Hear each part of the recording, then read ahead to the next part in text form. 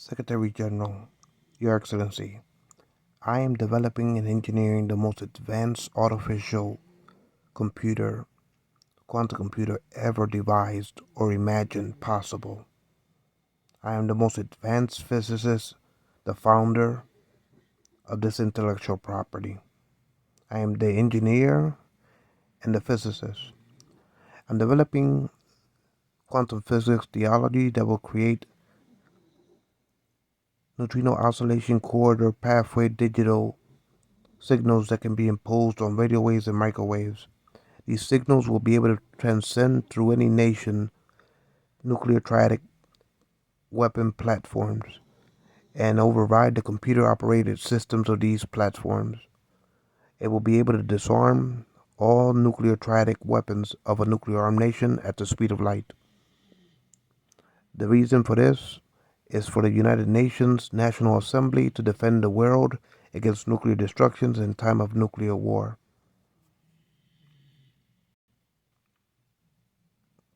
I believe that United Nations should be the sole arbiter of dictating and guarding this shield that will shield the world from harm's way.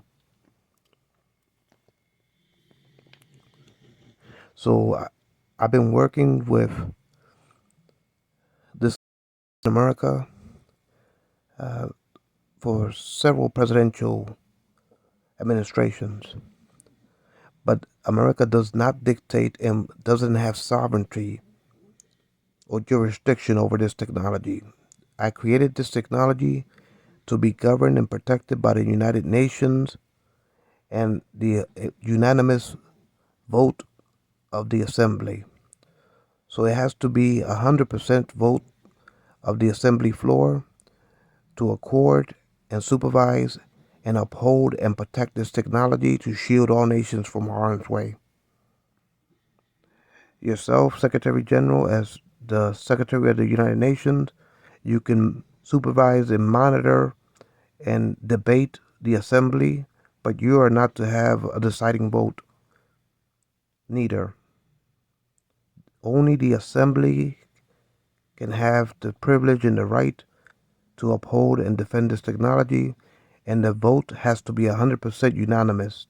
So anything that is voted on when it comes in regards to this technology has to be 100% voted by all nation states in the world.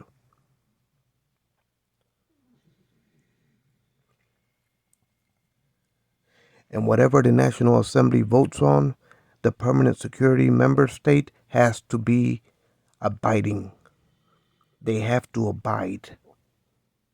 They have no say so in this consideration, and they have no governance over this technology.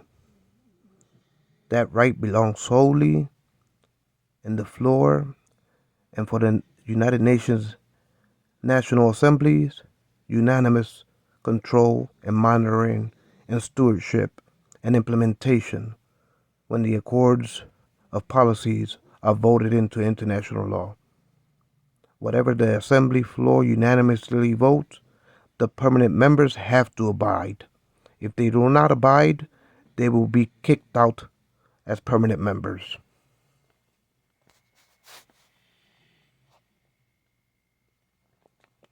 The sole prerogative and the governorship and the stewardship of this technology is the sole prerogative of the Constitution of the United Nations to defend all nations from nuclear destruction.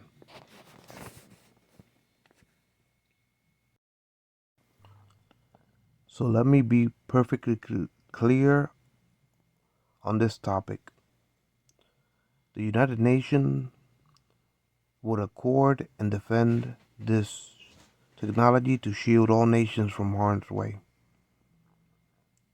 The Assembly unanimous vote has to be accorded to all nations equally agreeing to any policies in regards to this umbrella shielding the world from harm's way technology. All nations of the National Assembly has to vote unanimously 100% to accord to any regulations to uphold this shielding technology to protect the world from destruction.